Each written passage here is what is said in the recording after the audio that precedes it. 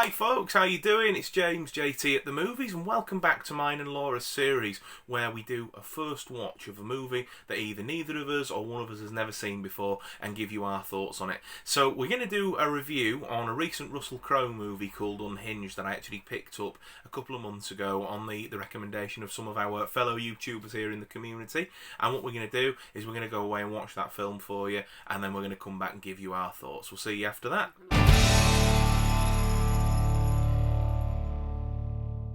So we've just watched the film Unhinged, starring Russell Crowe and Karen Pistorius as the two leads, and do you know, it's a really, really good film. Was this really, really good? Yeah, so I suppose the basic story of it is, we open up on Russell Crowe's character, who goes by the alias of Tom in this, though he's credited as Man in the end credits, so it's obviously a fake name that he's given in that scene, but we'll call him Tom for the rest of this review.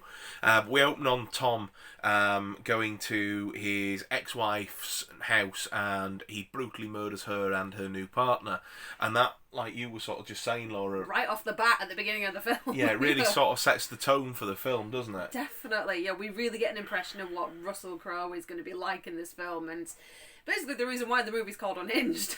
Yeah, because the character of Tom has just absolutely lost the will to live. He even says at one point in the film that he'd welcome suicide by cop, and yeah. So Karen Pistorius' character, what was she called again? I've forgotten.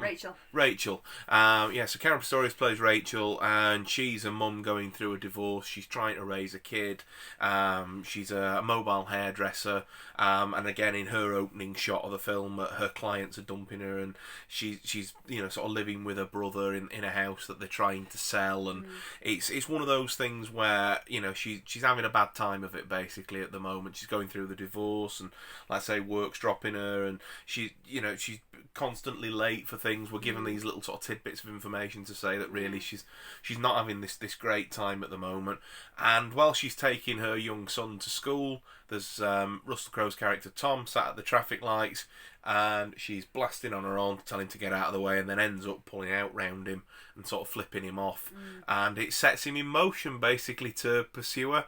At first he puts the window down and asks her nicely to apologise, and he sort of, I'm sorry that I didn't keep my eye on the traffic and I'd zoned out, and if you can just apologise for being too aggressive, then we can, as he calls it, hit the reset button, doesn't he? And sort of we can be on our way. Of course she has this attitude of, I didn't do anything wrong, I don't need to apologise to you, you were the one that wasn't keeping an eye on the traffic, I don't need to apologise to you, leave me alone, which obviously is the wrong thing to do, and he basically just sets his eye on her and just pursues her, and yeah, and it just goes from bad to worse. He tracks down her friend who's also handling her divorce, the lawyer, and kills him in a cafe rather brutally. He tracks down the brother, and the sister-in-law kills the sister-in-law and sets the brother on fire, and he's then hunting for Rachel and her kid, and it has a bit of a showdown in there's a little bit of a subplot where it's a blink and you'll miss it sort of thing with the grandma, who's not really in the film. Rachel and her brother's mum is obviously starting with dementia or needing some sort of care needs or whatever, and they basically say that they're selling the house. Anyway, the showdown is in grandma's old abandoned sort of house, ready to be sold. And yeah, it's edgy, you see stuff, isn't it, love? It really is. My anxiety were going right through the roof when that scene with them at the beginning, and they're having that little to and fro at the lights, and it's just, don't say the wrong thing, just apologise and get on with it, and she doesn't, and you can see him growing more, you can see it in his face. That's the one thing I love about Russell Crowe in this film, is you can really see it on his face, that he's losing it, he's losing the plot, and his eyes are the one thing that I'm never going to forget. Just, his character is amazing. He really did absolutely brilliantly, did Russell Crowe, with this, and so did Karen Pistorius as well, as Rachel. The two leads worked very well off each other, and he was a bad guy that you love to hate, and she was a lead that you rooted for, especially when she had the scenes with the sort of the 11-12-year-old son or whatever he would have been. I really enjoyed the film. So we watched this on DVD, and the last time we did one of these first watch videos, I think it was John at Mondachelovic suggested that maybe we sort of talk about whether or not it's worth upgrading to a Blu-ray or to a 4K or whatever. Well, do you know, this was perfectly watchable on a DVD. The picture quality, the audio quality was fine. We've got a 55-inch HD screen behind us, and it looked absolutely fine on that. But I would recommend getting this film on Blu-ray or even 4K if there is one, to get the absolute most out of it. It really, really was, a good film. There's a lot of high-speed chases in it, a lot of car crashes, and it just looks spectacular. It did look really good. I suppose I would recommend getting it on Blu-ray. I think would be my recommendation. I think 4K might be possibly a bit too much for it. But if it's something that you're just going to watch as a curiosity, the DVD's perfectly fine as well.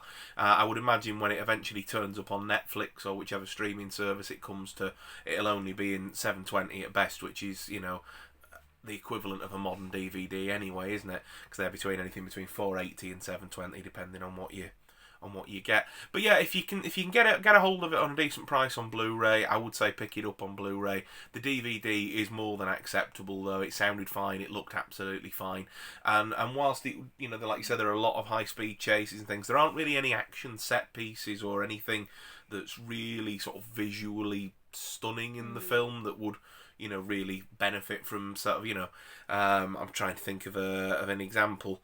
Like when Avatar came out, obviously that was one of the selling points for Blu-ray, and things like Avengers Endgame or Tenet on 4K, or things like that, films that are really made to show off a visual style. This isn't one of them, it's just a run-of-the-mill action film. Yeah, I would really recommend watching this film, and I would give it 7 out of 10. I'd definitely recommend it as well, and for Russell Crowe's performance, I'm giving it an 8. So there we have it, folks. That has been our second video in our little first watch series. Really enjoyed it. So far, that's 2 for 2. We're not sure what we're going to watch next time, but we'll see you then. So thank you very much for watching, and if you liked this video, leave us a thumbs up, leave us a comment down below. Definitely, because we want to know what you thought of this movie. Unhinged for us was really good. I personally loved Russell Crowe's performance, but if you've seen it, what was your favourite part and why? Absolutely, yeah, get involved in those comments down below, let's have a natter about it. If you're new to the channel, please think about subscribing, we'd love to have you around for a bit longer, and if you do subscribe, please ring that notification bell, and then that way you're the first person to know whenever I do post a video on this channel. And above all else, folks, thank you very much for watching, and continue to take care. I'll see you again real soon. Bye bye.